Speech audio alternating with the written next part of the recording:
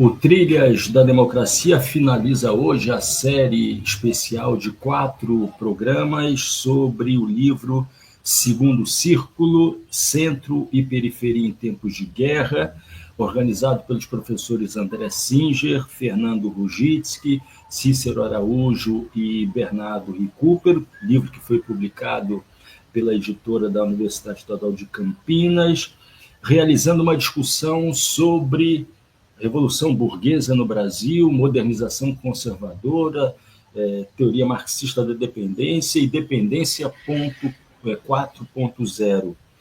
Os nossos convidados são o já citado professor do Departamento de Ciência Política da Universidade de São Paulo, Bernardo Recupero.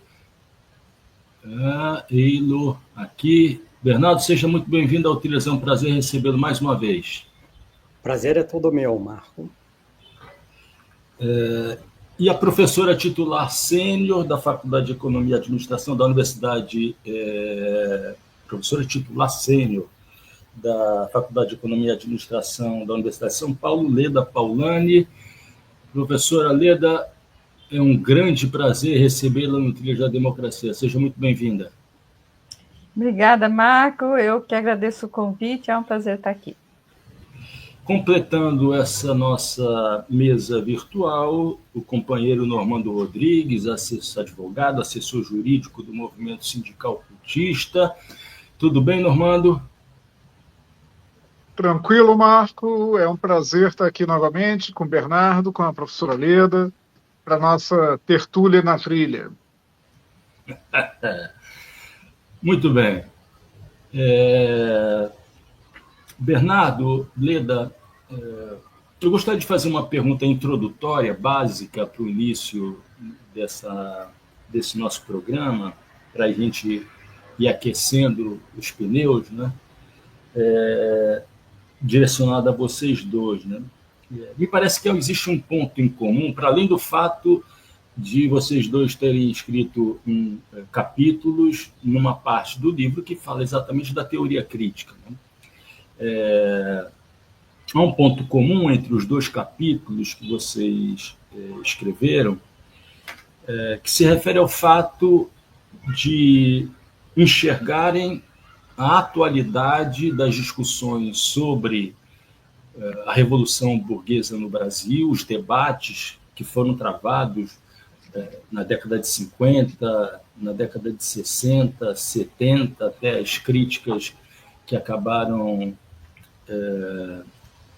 praticamente dinamitando aquelas reflexões dualistas anteriores, né? Até chegar o momento de se mostrar que existe a possibilidade de se refletir a Revolução Burguesa no Brasil como um processo de longa duração, o artigo do Bernardo. E no capítulo da professora Leda, a visualização do valor ainda das reflexões levadas a cabo pelos teóricos da dependência, né? Nas suas várias linhagens, desde Fernando Henrique Cardoso, Enzo Faleto, os teóricos marxistas da dependência, Vânia Vampira, Teotônio dos Santos, Mauro Marini, também Celso Furtado, chegando até as reflexões mais atuais do professor Zé Luiz Fiore, mas também apontando a necessidade de uma reatualização da forma como pode ser compreendida a teoria da dependência, tendo em vista as transformações que aconteceram na relação centro e periferia, e no caso brasileiro específico, desde os anos 90. Eu perguntaria, então, a vocês, primeiro a professora Leda, depois ao professor Bernardo, se teoria da dependência e a discussão sobre a Revolução Burguesa no Brasil tem algo a nos dizer sobre os dilemas que nós enfrentamos nessa fase tão sombria da política e da economia, da sociedade brasileira, mas, na verdade, em termos mundiais. Por favor, professora Leda, fique inteiramente à vontade para responder da forma como quiser. Bem, então, Novamente, boa tarde a todos. Então, Marco, existe um fato objetivo que é existe a existência, é ruim, né? Que é a persistência, né, melhor dizendo, no plano mundial, de uma relação hierárquica entre os Estados nacionais, né, entre as nações. Digo isso porque quando do crescimento aí da ideia de globalização, né, até muito louvada aí pelo status quo e tal, não, então agora todos estarão na aldeia global, todos terão os mesmos direitos, a prosperidade virá para todos e coisas dessa ordem, né? Se divulgou muito a ideia de que essa história de hierarquia, de relação centro-periferia, que isso seria algo que teria sido ultrapassado. Né? Todos fariam parte igualmente da tal aldeia global e não existiria, então, essa relação de hierarquia. Só que isso, evidentemente, não é verdade, nunca foi, né, na realidade, muito menos agora nas últimas décadas tem se mostrado qualquer coisa parecida com isso, ao contrário, né? Você tem aí hoje, inclusive, uma briga pela hegemonia geopolítica, né? Pela primeira vez, os Estados Unidos, como a gente sabe, estão sendo ameaçados no seu papel hegemônico pela China, enfim. Bom, então, isto posto, se a hierarquia continua a existir entre os Estados nacionais, continua também em paralelo a existir a ideia de que você tem países que estão mais, digamos, numa situação melhor do ponto de vista econômico, né, que seriam os países que a gente chamaria os países desenvolvidos ou os países do centro do sistema, e países que, ao contrário, ou ainda estão muito longe de qualquer padrão melhorado de economia e de vida para os seus habitantes, ou tem algum tipo médio padrão de desenvolvimento, mas não se pode chegar a dizer que são desenvolvidos. Né? Bom, a teoria da dependência lá atrás, né, constatando isso, ela também vai dizer o quê? Que a existência dessa hierarquia traz vantagens materiais para os países que estão melhor postados nessa hierarquia, ou seja, os países do centro. Né? Então, toda a teoria da dependência é uma tentativa de mostrar, através do aparato marxista e dos conceitos marxistas e dos conceitos que vão sendo criados a partir desses fundamentos teóricos, como se dá essa transferência de vantagens materiais dos países periféricos para os países centrais, ou seja, dos países menos desenvolvidos para os mais desenvolvidos. Bom, essa teoria, então, vem lá dos anos 70, etc., né? Ela passa por algumas fases, vamos dizer assim, mas ela começa, né, e essa é uma visão que prevalece, ela começa sempre apostando que o canal de transmissão dessas vantagens materiais são as transações comerciais, as relações comerciais entre um país mais desenvolvido e um país menos desenvolvido. Então, as relações de troca, deterioração dos termos de troca, países que são especializados em produção primária e outros que já são especializados em uma produção de maior valor agregado, e vai por aí. Né? Então, o que eu tento mostrar aí nesse artigo é que a gente continua tendo esta mesma situação, quer dizer, continuamos tendo países bem postados no centro do sistema, que, enquanto tal, eles têm condições de ter vantagens materiais nas relações que estabelecem com os países menos desenvolvidos. Então, digamos assim, esse pressuposto que gerou a teoria da dependência, ele continua absolutamente válido. A conversa da globalização, aldeia global, etc., não é conto da carochinha, né?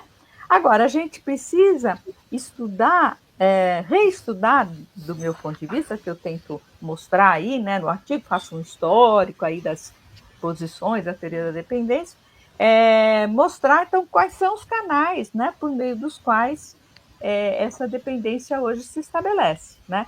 Então, isto posto, eu diria, respondendo a sua pergunta, que sim, né, a ideia da dependência, a ideia de que sem soberania, com subordinação aos interesses externos, né, das nações que estão mais bem colocadas nessa hierarquia, a gente continua a sofrer, né? Muito do que a gente sofre aqui é resultado dessa relação hierárquica que se mantém e dessas vantagens materiais que continuam a fluir, né, dos países menos desenvolvidos para os mais desenvolvidos. E resta saber, então, como que isso se dá hoje. É isso que precisa ser atualizado. Não sei se eu respondi aí, mas ficou muito confuso. Exatamente.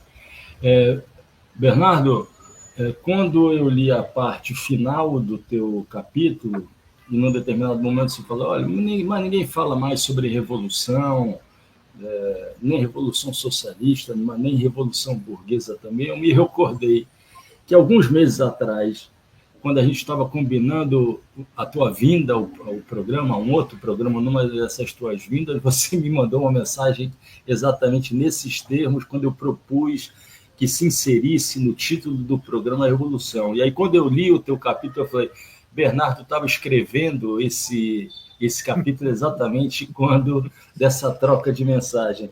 Por favor, Bernardo, a atualidade das discussões sobre a Revolução Burguesa no Brasil, mas também no mundo, né? Por favor, Bernardo. Tá ótimo. Tá, eu também, então, em primeiro lugar, queria dizer mais uma vez que é um prazer estar aqui com você, Marco, Normando, com a Leda, né, poder dialogar novamente. A Leda, que foi minha professora, né, pouco que eu sei sobre teoria do valor, aprendi com a Leda. Mas deixa eu até aproveitar um pouco, né, para explicar, como um dos organizadores do livro, né, como que essa discussão surge no livro, e eu acho que também é muito interessante, né, como a Leda e eu, na verdade, né, a gente parte de alguma maneira, de posições diferentes, mas para acabar mobilizando, né, justamente esse, não sei, acervo, que a gente pode chamar, de um pensamento elaborado já há algum tempo, mas que a gente acha que pode, de alguma maneira, ajudar a iluminar o nosso momento. Tá, o livro surge, né, do grupo, né, de pesquisa, pensamento e política no Brasil, e a gente estava discutindo especificamente crise da democracia e crise do neoliberalismo articulados. No meu caso, eu trabalho especialmente com história do pensamento político.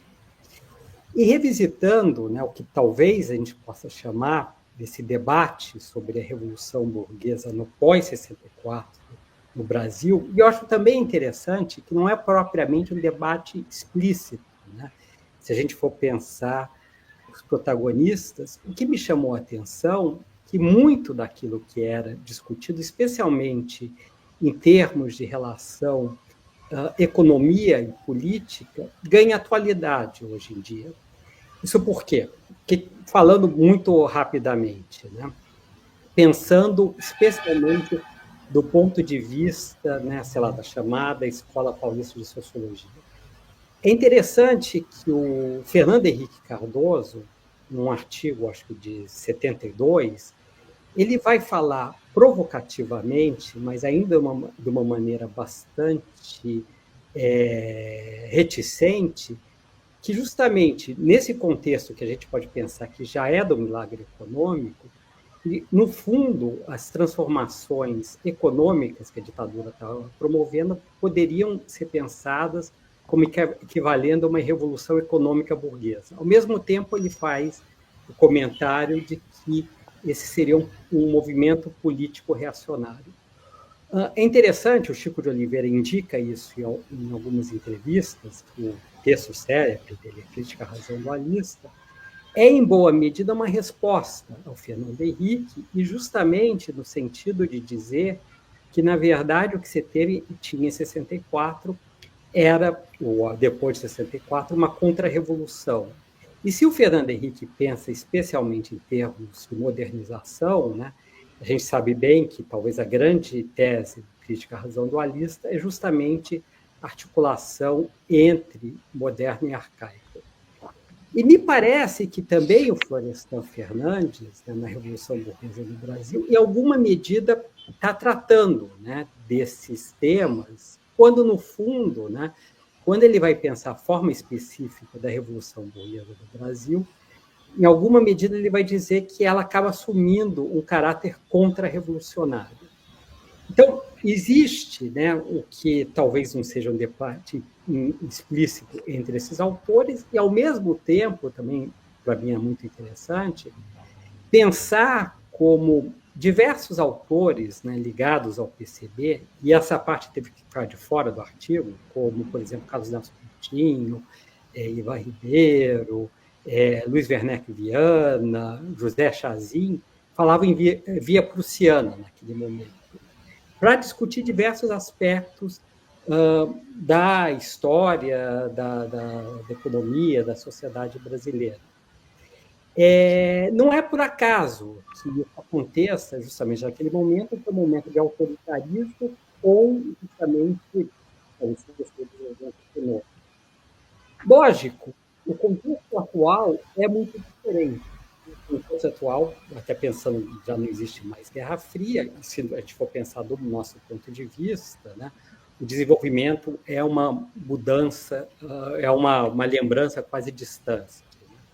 Mas, por outro lado, especialmente na discussão de economia e política, que talvez, numa certa tradição, né, no marxismo, mesmo, sei lá, se for pensar como Weber, que pensam, né, uma certa separação, no fundo a gente vê que muito da discussão mais interessante sobre o momento atual vai justamente ressaltar a imbricação de economia e política, até no sentido do uso de formas, né, que poderiam ser pensadas como extra-econômicas, né, para o próprio capitalismo. Por exemplo, sei lá, acho que o David Harvey fala, né, de uma ação, né, se não por expropriação, algo parecido. E, por exemplo, o Brenner, o Dylan Ryan, falam em capitalismo político, que, ao meu ver, tem muito a ver com o debate daquele momento. Agora, acho que tem uma outra questão que é interessante para a gente pensar, né, que acho que aí tem, de alguma maneira, junta, né, um pouco o que a Leda está fazendo, e eu também me interessa. Na verdade, me parece que, em boa medida, nosso ponto de vista, né, o ponto de vista da periferia brasileira, no caso, né, talvez possa iluminar, né, questões mais amplas, né? E não por acaso, né, que esses debates já um pouco antigos, né, podem, então, até recobrar atualidade, né, pensando em questões que talvez tenham a ver na própria maneira de entender o próprio capitalismo, né? A gente talvez precise avançar, né, no sentido de que talvez a separação entre o que seria, sei lá, uma relação no mercado, né, puramente de troca, e a economia e a política, né, pensando especialmente mais no uso da força, como coisas muito separadas, como, na verdade, talvez hoje, até nesse momento atual, isso apareça de uma maneira mais clara, e num contexto como o nosso, periférico, né, isso já era um problema antes. Então, desculpa, acho que também, talvez eu tenha me cedido um pouco, mas é um pouco esse o referencial, né, da reflexão. Aquecidos os pneus, por favor, Normando. Então, ouvindo tanto a professora Leda quanto o Bernardo, acho que um inseto azul me picou e eu fiquei tentado a fazer uma provocação um pouco para fora do envelope de voo, estritamente da base de dados e do interesse imediato, né, a história econômica do Brasil e a história política do Brasil, mas talvez uma provocação que, a meu ver, está no espírito geral do livro organizado, que é olhando o que está acontecendo no mundo do capitalismo central nesse momento, onde há um déficit democrático crescente, né, e o capitalismo parece ter se dissociado de princípios da Revolução Burguesa, como, por exemplo, o sufrágio universal, como, por exemplo, central, né, a desnecessidade do sufrágio universal. E, por outro lado, né, pensando na capacidade, no potencial analítico da sacação da dependência 4.0 que a professora Leda expôs. O grau de dependência e de subordinação dentro da hierarquia internacional que a Europa Ocidental, nesse momento, manifesta com relação à hegemonia americana, ele é inédito em termos de pós-Segunda Guerra Mundial. Né? Sempre houve, né, uma forçação sobre a Europa a aceitar políticas de jogo internacional contrárias aos interesses econômicos europeus, mas talvez nunca isso tenha sido tão explícito, tão drasticamente manifestado quanto na explosão do gasoduto Nord Stream e tão seriamente empurrado goela abaixo dos interesses do Banco Central Europeu e, por sua vez, do Deutsche Bank. Então, a minha provocação é, né, até que ponto, né, ambos os artigos fornecem para a gente ferramentas analíticas para olhar o que está acontecendo agora no globo e do ponto de vista do risco de guerra, né, tanto do ponto de vista da contra-revolução burguesa, né, com relação às estruturas políticas, quanto do ponto de vista da hegemonia militar norte-americana contrária aos interesses econômicos da Europa. Deixo aí um probleminha, desculpem. Professora Leda. Então, Normando, antes de eu te responder, deixa eu dizer que eu me esqueci de dizer também que é um prazer para mim estar aqui com o Bernardo. O Bernardo, como ele disse, foi meu aluno e foi um aluno brilhante. Né? Uma pergunta dele acabou me fazendo produzir um artigo para tentar responder a pergunta dele, que foi publicado, até eu agradeço, inclusive, nesse artigo. Mas, então, voltando à sua questão, Normando, olha, então, veja, o primeiro pressuposto aí dessa tentativa de repensar a dependência e tal, é de que existe hierarquia, né? Ou seja, a hierarquia continua a existir, as relações geopolíticas continuam, enfim, tendo por trás de si a luta pela hegemonia, né? E é evidente que essa relação ela se reproduz em, digamos, dimensões distintas, né? Mais reduzido em alguns casos, mais explícito em outros, no sistema como um todo. Né? Imagino que, penso que isso não está muito longe da verdade. Né? E, evidentemente, né, quer dizer, depois do final da Segunda Guerra Mundial, sempre houve esse alinhamento, né, dos países europeus com os Estados Unidos, mas, como você mesmo disse, talvez de modo não tão drástico como agora, né, que faz com que eles, por exemplo, percam a sua fonte de abastecimento de energia barata e tal, simplesmente para se alinharem, né, com os Estados Unidos contra a Rússia, enfim, né, todo esse drama que a gente está assistindo. Então, a gente teria, quer dizer, a teoria da dependência, isso aí seria, digamos, uma manifestação de uma relação hierárquica dentro do próprio centro, vamos dizer assim, né? Daquilo que a gente, que sempre esteve aqui na periferia, né, considera como o centro do sistema, portanto, o mundo desenvolvido. Né? Então, o que você está me colocando, se eu te entendi bem, olha, tem uma relação periférica, hierárquica entre entre centro e periferia dentro do primeiro mundo, quer dizer, dentro do mundo desenvolvido, né?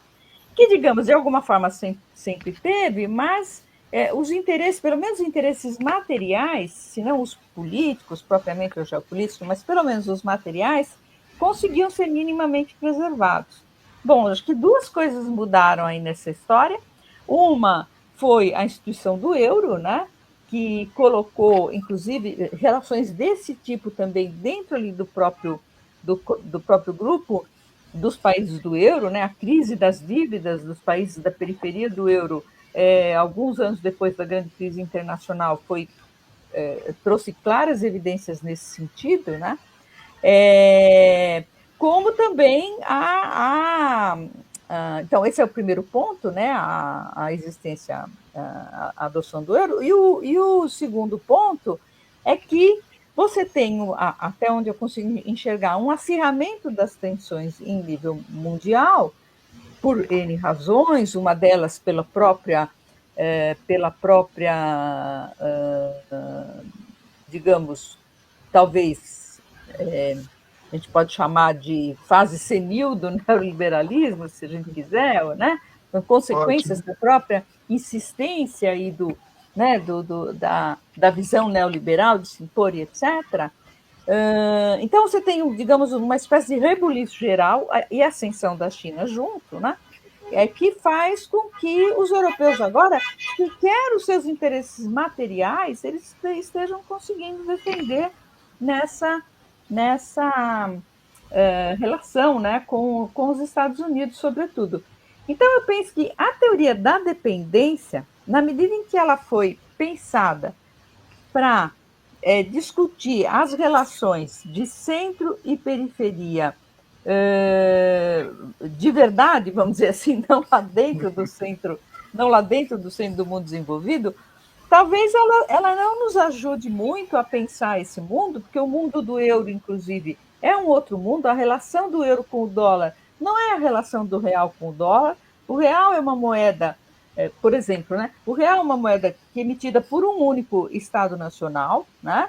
O euro é uma moeda sem pátria, né? Porque você tem uma moeda, mas você tem títulos de dívida que são nominados por país, né? Por isso que deu essa confusão toda com os países da periferia do euro, né? E você não tem, é uma moeda sem Estado, né? Uma coisa meio inédita na história do capitalismo, vamos dizer assim. Então, eu acho que a única, digamos, coisa que talvez possa nos ajudar aí a pensar essa nova situação, né, é o fato de que, bom, a hierarquia continua existindo, então existe tanto que, mesmo dentro do mundo desenvolvido, a gente hoje está vendo situações como essa. Né? Agora, do ponto de vista da teoria marxista, os fundamentos, que passa pelas relações de troca, que passa por tecnologia e por uma série de coisas, né, por movimento de capitais e tal, aí eu acho que, penso que não, eu precisaria pensar melhor, refletir melhor sobre a sua pergunta, mas penso que já é mais difícil. Obrigado. Bernardo? Não, eu aproveito, então, a pergunta do Normando até para tentar responder, em parte, né, questões do Marco que não ficaram bem respondidas na minha primeira intervenção. Um ponto que eu acho bastante interessante, se a gente pensa, né, como essas categorias analíticas, como o Normando indicou, podem nos ajudar a pensar, né, o momento atual, talvez mais do que o momento atual, e pensando especificamente, né, a questão, sei lá, da Revolução Burguesa ou da modernização conservadora, é justamente como, se por um lado, né, esse termo, né, Revolução Burguesa, já não tem... ninguém praticamente usa, né?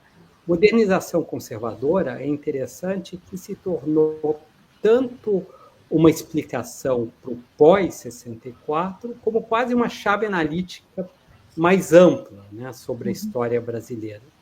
E é interessante a gente ver que diversos historiadores vão dizer que a origem, né, da ideia da caracterização do pós-64 como modernização conservadora, em alguma medida está na discussão do Barrington Moore, que é quase paralela a essa discussão que eu mencionei aqui, o livro dele, Origens Sociais da Democracia e da Ditadura, de 66. E é interessante, né, que justamente o Barrington Moore vai falar não só uma via, né, para a modernidade, como a teoria da modernização pensava, mas justamente o que ele chama da revolução burguesa, da revolução vinda de cima e também das revoluções camponesas, né? No caso, as revoluções vindas de cima, Alemanha e Itália, no final das contas, sem ruptura com o passado, se acabaria até produzindo algo como fascismo, enquanto que as revoluções camponesas, como da China e da Rússia, teriam produzido o socialismo.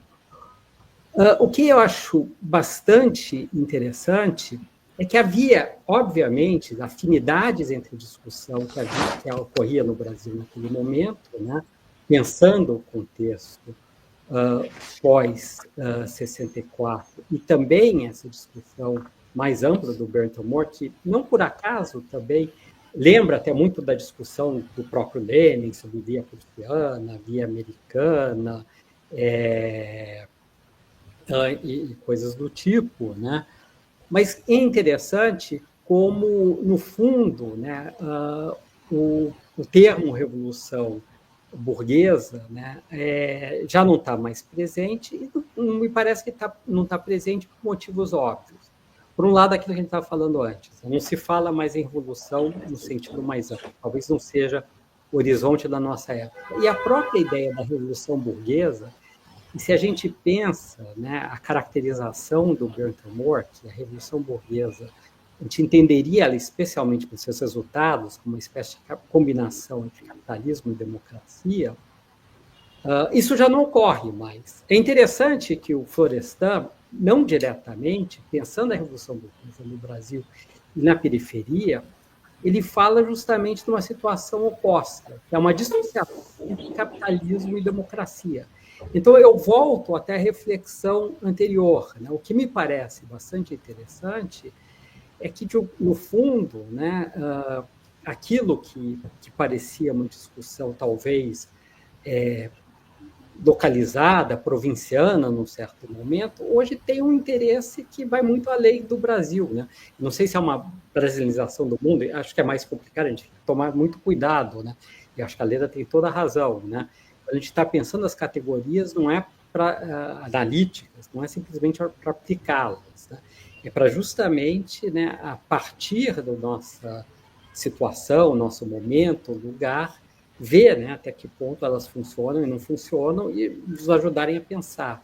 Mas me parece que, por exemplo, esse tipo de visão, né, mais que a gente pode chamar totalizante, né, pensando, por exemplo, a relação entre capitalismo e democracia, que já no fundo não tem grande espaço hoje em dia, e eu acho que são fundamentais, né, para a gente continuar a entender, né, justamente, né, o momento do capitalismo e da democracia, e a falta desses instrumentos analíticos talvez até criem problemas, né, de interpretação e até mais, né, de atuação, né, no fundo. Acho que eu diria que basicamente isso. Olha, eu confesso que depois de fazer pelo menos a leitura de 8 capítulos do livro, né, foram 4 programas, e em cada programa foram discutidos 2 capítulos, eu me tornei, a minha racionalidade, a minha razão se tornou um pouco mais pessimista. Isso me agrada muito, não posso deixar de esconder isso, né? E eu gostaria de tocar em 2 pontos, para além dessa crise da relação existente entre capitalismo e democracia, que está presente no capítulo do Bernardo. Eu gostaria de fazer referência a uma outra questão que você afirma, Bernardo, depois alguma coisa que é dita por Leda no Dependência.40, que é, Bernardo, a afirmação de que, tanto no centro quanto na periferia do capitalismo, haveria um retorno de um processo de acumulação primitiva, né, de que, devido aos elevados níveis de expropriação da força de trabalho, aquilo que se imaginava presente no alvorecer do modo de produção capitalista estaria retornando com bastante força. Isso é uma primeira questão que eu gostaria que tu explorasse, Bernardo. Em relação ao dependência 4.0, professora Leda, essa ideia de que o que caracteriza centralmente, né, esse conceito de dependência 4.0 é a reiterada absorção de poupança externa dos países centrais pelos países periféricos, um fato que limita em muitos graus a liberdade do Estado Nacional em fazer o manejo da sua política econômica. Ou seja, e depois eu pediria mais à frente, eu vou mostrar um gráfico que eu acho que é muito revelador disso que a gente está tratando e que a senhora tratou no capítulo, né? É muito revelador da sinuca de bico que nós nos metemos, né? Quer dizer, nós nos metemos, né? Nessas relações geopolíticas existentes, acabou sobrando para a periferia do mundo capitalista, em particular para o Brasil. E quando eu li esse trecho do capítulo, eu não pude deixar de imediatamente me relembrar dos debates que vêm sendo tratados em torno das medidas tomadas pelo ministro Fernando Haddad, né? Quer dizer, limites que mostram como realmente o Estado Nacional se encontra com as mãos amarradas para lidar com essas determinações que nos são impostas. Então, e na oportunidade, professora Leda, se você puder fazer até chegar a essa determinação atual, que é a reiterada absorção de poupança externa, você já fez isso anteriormente, né? Mas fazer uma espécie de apanhado de outros fatores que caracterizam essa dependência 4.0, como, por exemplo, o processo tecnológico, né? Com o exemplo do que é feito com o Uber, né? Como é que os pagamentos do Uber efetuados no Brasil migram automaticamente para São Francisco e para a Califórnia. Eu acho que a nossa audiência gostaria muito de saber como isso de fato acontece. Porque ao usar o Uber, nós acabamos repassando para a Califórnia uma boa parte dos nossos reais. Quem começa, Bernardo? Começa ou professora Leda? Bernardo? Posso começar, então? Por favor, Bernardo. Certo. Tá, não, essa questão sobre a acumulação primitiva, acho que aí remete especialmente à contribuição original do Chico de Oliveira, né? O que me parece uma contribuição muito original, né? Mesmo em termos do marxismo, né? Eu acho que é interessante, né, que o Chico de Oliveira, no âmbito do que eu chamei desse debate implícito sobre a Revolução Burguesa no Brasil, ele vai identificar a Revolução Burguesa no Brasil, não em 64, mas com a Revolução de 30. E justamente ele chama a atenção, né, e aí eu acho que está boa parte da discussão sobre a relação entre o chamado moderno e o arcaico, né, como a legislação trabalhista, né, que pode ser identificada como moderna, como ela não vai para o campo, né? E aí, justamente, que vem o que me parece a contribuição original do Chico de Oliveira, que ele vai pensar, e aí, se eu estiver errado, a Leda me corrige, a acumulação primitiva não só no sentido genético, na gênese do capitalismo, como separação do trabalhador dos instrumentos de trabalho e a mesma de expansão do capitalismo para áreas não capitalistas, como me parece que é o que o Marx faz no Capital, mas com uma acumulação primitiva e cultural, né? Ele se diz, a agricultura tradicional vai, de alguma maneira, fornecer na cidade, alimentos que mantêm um preço baixo, né, e aí isso contribui, então, para a reprodução da força de trabalho com salários baixos, e mais do que isso, né, há permanentemente, né, essa força de trabalho que vai ir do campo para a cidade e que vai funcionar como um verdadeiro exército industrial de reserva, né? Além disso, a análise muito sugestiva do Chico de Oliveira vai dizer que isso também aparece no chamado setor de serviços terciário.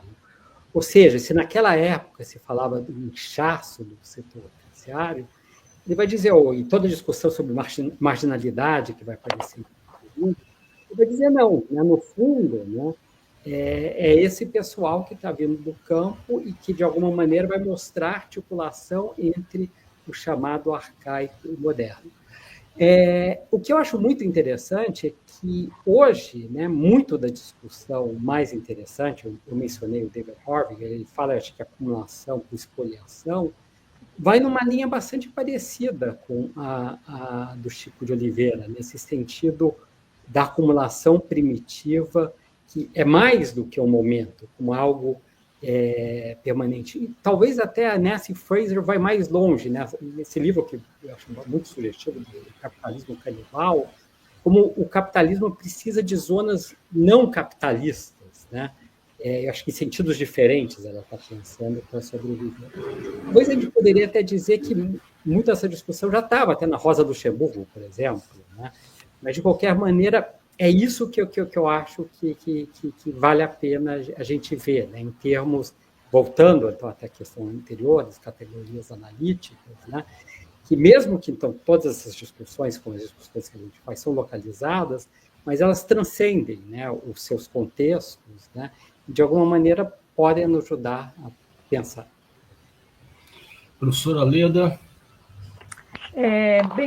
Eu só queria, antes de começar a responder a sua pergunta, falar um pouquinho também sobre acumulação primitiva aí nessa seara aí que o Marco levantou, né? Acumulação primitiva, falar um pouquinho sobretudo do David Harvey, né? Ele usa realmente o termo acumulação por espoliação, né? Ele é luxemburguista, assim, nesse sentido, ele diz Rosa Luxemburgo tinha razão, quer dizer, o tal do sujeito automático no qual o capital teria se transformado a partir da sua consolidação, não é tão automático assim, ele sempre precisa, né, como se fosse de uma muleta digamos, espaços ainda não tomados pelo capital no globo, no planeta, que possam ser tomados pelo capital, né? E, enfim, é uma explicação, muito complicado, porque, em geral, se critica a Rosa Luxemburgo por uma certa visão consumista, estou sem a palavra, me escapando a palavra aqui agora, subconsumista, né? Quer dizer, a Rosa Luxemburgo estava errada porque ela coloca a possibilidade de crise no capitalismo por conta de um permanente subconsumo que existiria, e isso não é verdade porque o elemento dinâmico do capitalismo é o investimento e não o consumo, como Keynes veio a demonstrar aí nos anos 30, com a teoria geral do emprego, do juro e da moeda, né? Só que ela estaria certa por essa visão, né, do Harvey, de todo esse pessoal, ela estaria certa no sentido de que você precisa de espaços outros ainda não tomados pela lógica capitalista para que, como vai dizer a Hannah Arendt, o motor da acumulação não pare de repente, né? Então, senão ele pode parar de repente, ou seja, ele é um sujeito automático defeituoso, né? Ele pode colapsar. Então, isso sempre existiu. Agora, a tese do Harvey é que você tem uma crise de sobreacumulação no sistema que vai se agravando a partir dos anos 70, né? E que é uma crise irresolvida e que torna os expedientes de acumulação primitiva, que ele chama, por não ser mais primitiva, de acumulação por espoliação, cada vez mais importante, né? Então, eles passam a ter um protagonismo e que faz com que aquela exploração, porque a exploração da força de trabalho é a exploração legítima do sistema, né? É a exploração que o sistema aceita. Não, essa está dentro das regras do jogo, porque é uma sociedade de mercadorias, o sujeito vendeu o valor de uso da força de trabalho dele, a exploração é uma decorrência disso, mas está dentro das regras do jogo. Agora, o que aconteceu na acumulação primitiva não é aceito, que é roubo, espoliação, enfim, expropriação, tudo isso não é aceito. Pois aí o Haber vai dizer, pois agora a gente tem não só isso como sendo reiteradamente praticado e aceito, como tomando o protagonismo, né? Então, enfim, só para acrescentar aí mais alguns elementos, né, nessa ideia da acumulação primitiva permanente, vamos dizer assim, e hoje muito mais com muito mais protagonismo, como eu disse, né? Mas voltando lá à pergunta do Marco, né? Então, na realidade, assim, primeiro, quais são, digamos, os dois fatores principais do que eu chamo de dependência 4.0? O primeiro fator é essa, digamos, opção por esse modelo de crescimento com poupança externa.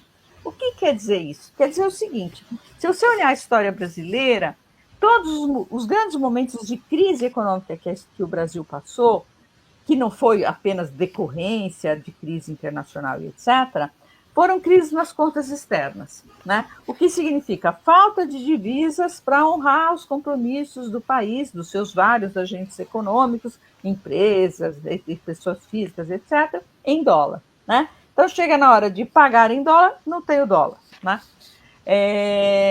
Então, isso é uma situação recorrente para todo país que não faz emissão de moeda forte, como é o caso do Brasil e de todos os países periféricos, né?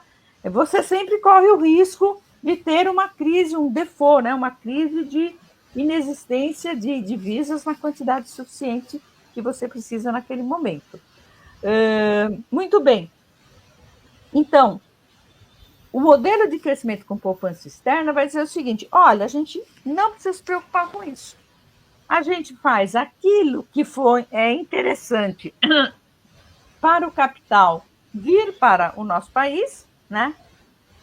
Fazendo isso, ele vai recorrentemente vir para o Brasil e é isso que é chamado de poupança externa, indevidamente, porque isso acaba não financiando o investimento, acaba financiando o consumo muito mais do que o investimento, mas não importa, né? Tecnicamente é esse o nome.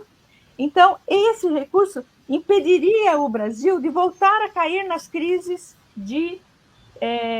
provocadas pelas contas externas.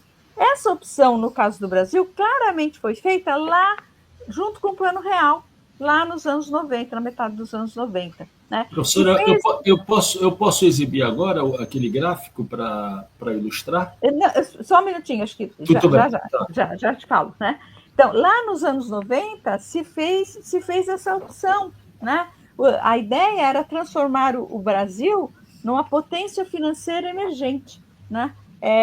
E, na realidade, o que acabou acontecendo foi que o Brasil se transformou naquilo que eu chamo de uma plataforma internacional de valorização financeira. Isso eu chamo lá atrás, em outros artigos no Brasil Delivery, em outros artigos e livros que eu escrevi. Né? Mas, então, o que acontece? Bom, a gente não tem mais crise externa, né, entre aspas, até hoje, porque a gente tem um estoque de divisas muito grande, mas a gente fica refém dos interesses, das necessidades, dos imperativos deste capital de fora, né, que só vem para cá se ele tiver as condições que ele considera adequadas, e isso passa e passou ao longo dessas últimas 3 décadas por manter taxas de juros as mais elevadas do mundo e taxa de câmbio sobrevalorizada. E ainda assim, quando eles querem, eles fazem um tumulto, como estão fazendo agora, né? Jogando o dólar nas alturas e colocando uma ameaça política sobre o governo do Lula. Essa é a minha visão. Estou até escrevendo um artiguinho rápido aí que devo entregar nas próximas horas sobre isso. Agora, se você quiser colocar o gráfico, Marco, é bom. Então, nesse gráfico aí do artigo, né, o que tem aí nesse gráfico? São duas curvas. As duas curvas estão em número índice. O que é o número índice, né? Número índice, você pega duas séries de dados que pode ser que sejam dados que, do ponto de vista absoluto, tenham dimensões completamente distintas. Então, uma está lá em bilhões de não sei o quê, e a outra está em unidades ou em dezenas e tal. E aí fica inviável você mostrar isso, o comportamento dessas duas curvas, sobretudo a forma como essas duas séries de dados variam, né? Se você colocar os números absolutos. Então, você transforma tudo em número índice, que na realidade você pega uma base 100, pega a variação de uma primeira série de dados que você quer mostrar, joga em cima desse 100 ao longo do tempo, vai jogando, e pega a outra base 100 da outra série e faz a mesma coisa. Bom, então aí eu tenho duas curvas.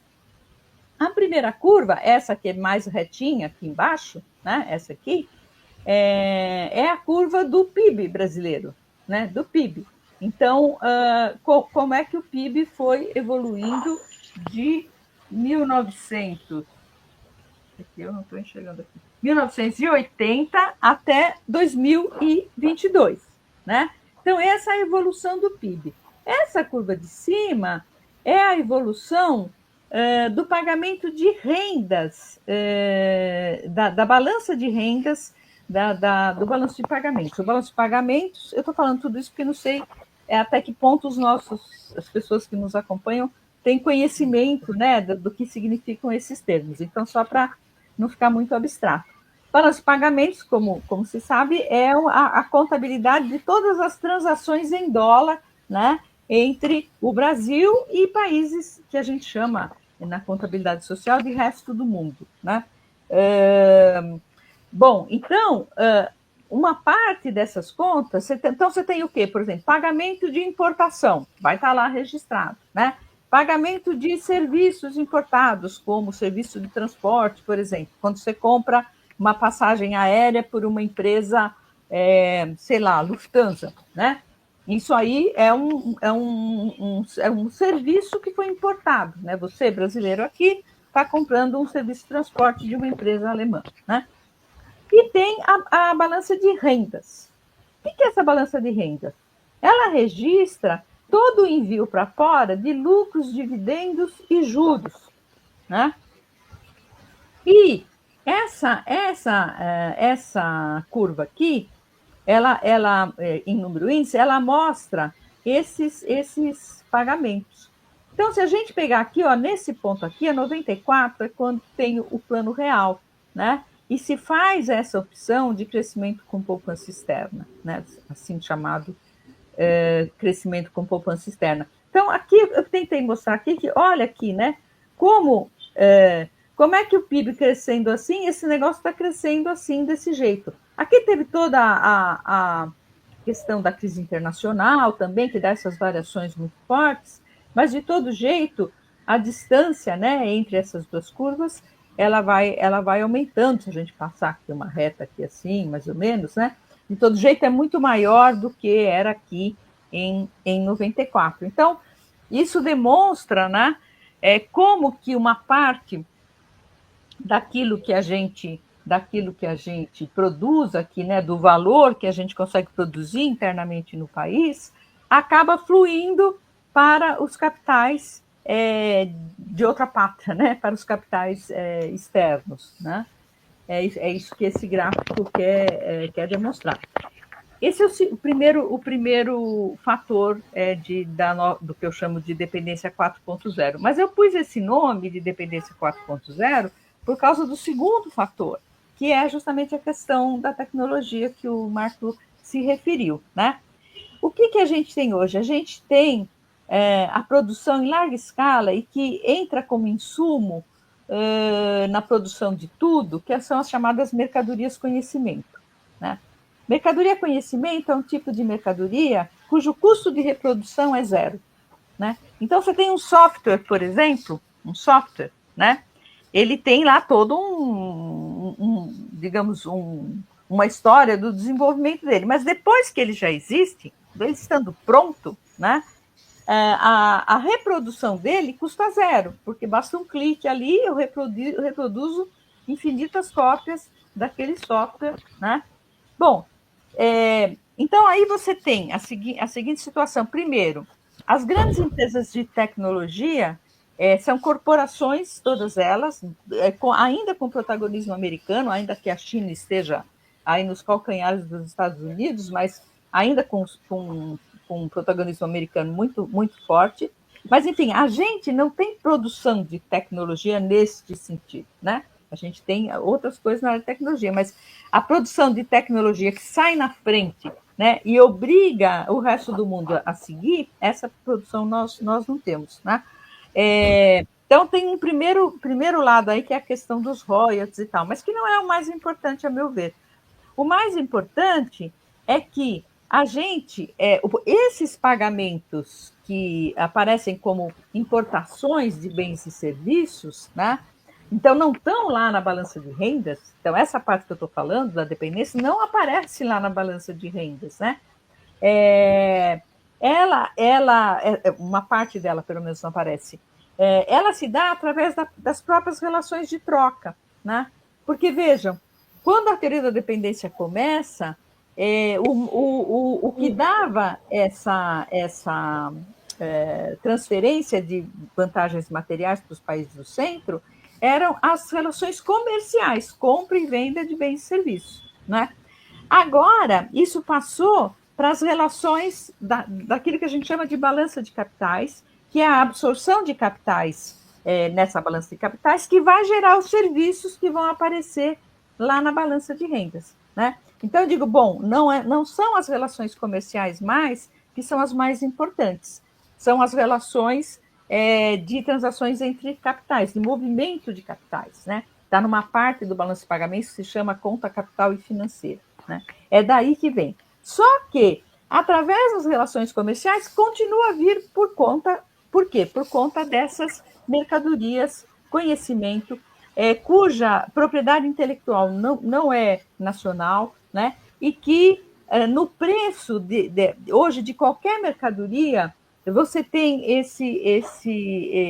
essa renda das mercadorias conhecimento, que ainda que contabilmente apareça como lucro, né? Do ponto de vista da economia política, é renda, né? Então, vai ter renda por aí sendo transferida direto. Se eu está importando... bom, a gente, por exemplo, a gente exporta o óleo cru, né? E importa os derivados. A gente importa a gasolina, o óleo diesel, etc. Fizemos essa maravilha de política, né? Fechamos as refinarias e tal. Agora a gente voltou lá para antes dos anos 30, virou produtor de bens primários. Então, a gente exporta o óleo cru e importa os derivados de petróleo.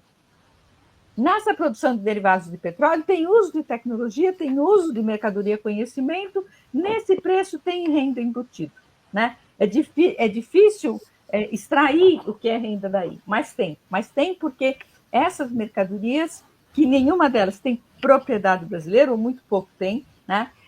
Entram na produção de todas as coisas, né? Fora a própria, digamos, compra, né, desses bens. Eu vou falar rapidinho só do Uber, só para dar como exemplo, né, e terminar, porque eu acho que eu falei demais aqui. A gente pegar a empresa Uber, né? O que a Uber é? A Uber é uma plataforma de informações, né? Ela é um instrumento, eu brinco com os alunos, que é uma coisa walrasiana, né, do economista francês Léon Walras, que pensava no mundo como um grande leilão, assim, onde se encontravam demandadores de um lado, ofertadores de outro, e tinha lá um leiloeiro que ia martelando os preços e tal. E a Uber faz isso, é uma plataforma walrasiana. Ela encontra a oferta com a demanda, né? E fica todo mundo feliz, né? Tem essa coisa virtuosa, assim, do encontro do mercado e não sei o quê. Bom, mas o que acontece? O motorista do Uber, né, o motorista do aplicativo, ele tem que deixar com a plataforma um percentual que pode variar de 15% a 50% do valor que ele produz dirigindo o carro dele e carregando as pessoas ou as coisas daqui para lá e de lá para cá. Então, vejam, ele está trabalhando, ele é força de trabalho, um pedaço do trabalho dele vai remunerar esta plataforma, que tem custo zero, porque a reprodução do software da plataforma, se ela tem 10 mil usuários da plataforma, 10 mil motoristas de aplicativo, ou 100 mil ou 500, não faz diferença para ela, né?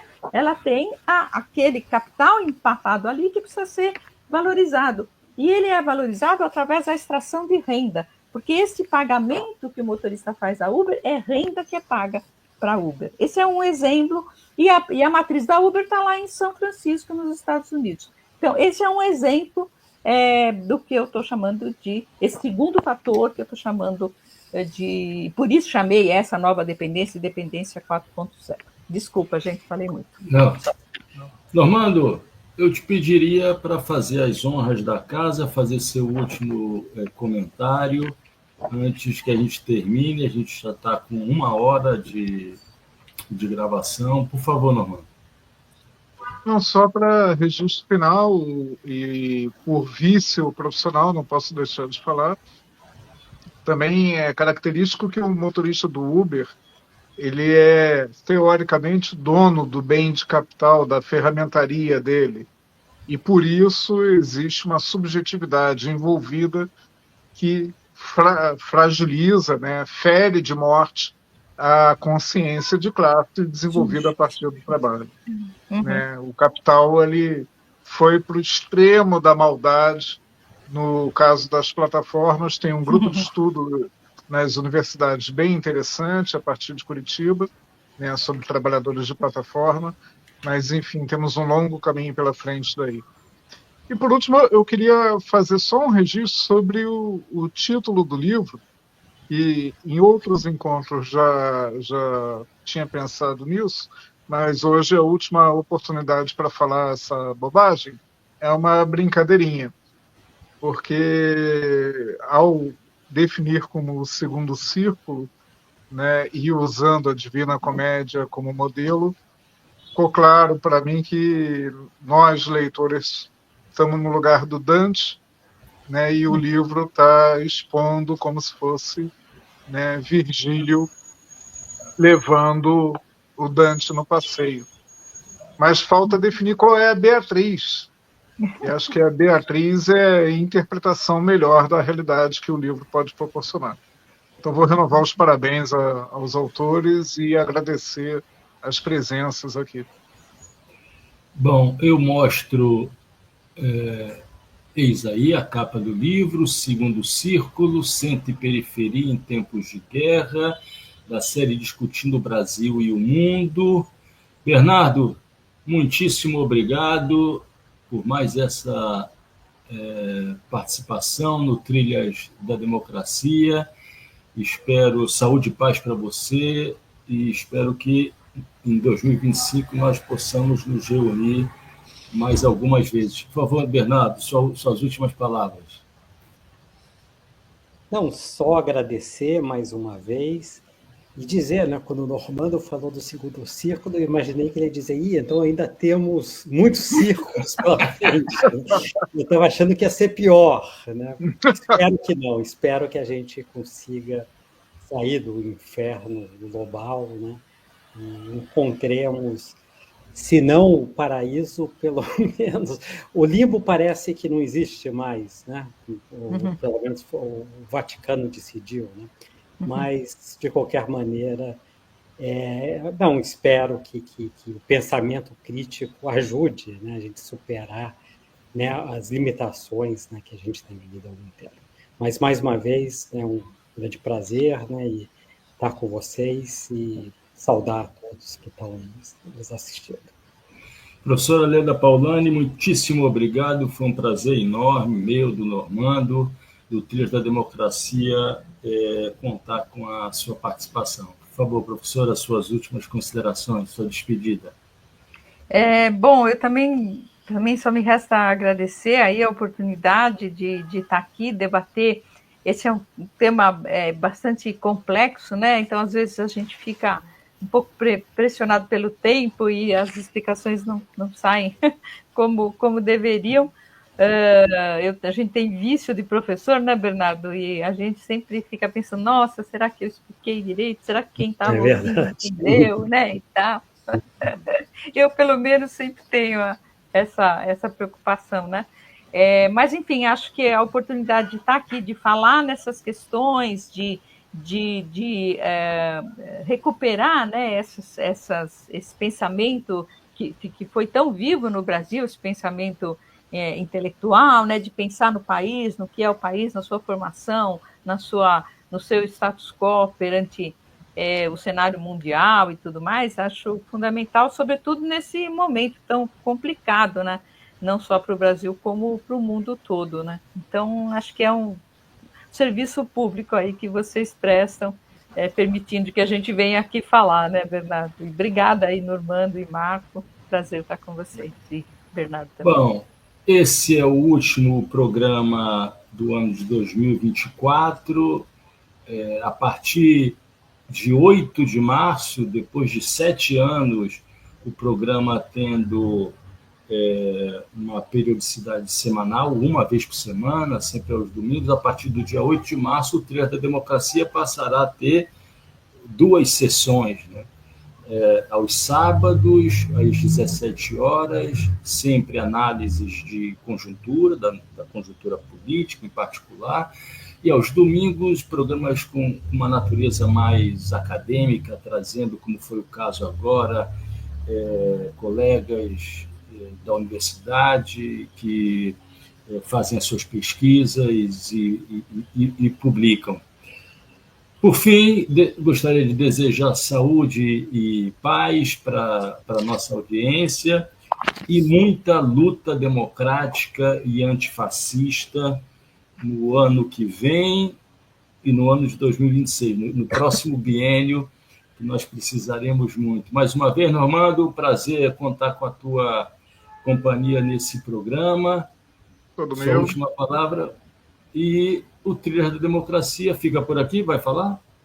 Não. Está ótimo. Não? É só desejar um ano de lutas e vitoriosas lutas para todos nós. Então, até 2025. Grande abraço. Até 25 na luta.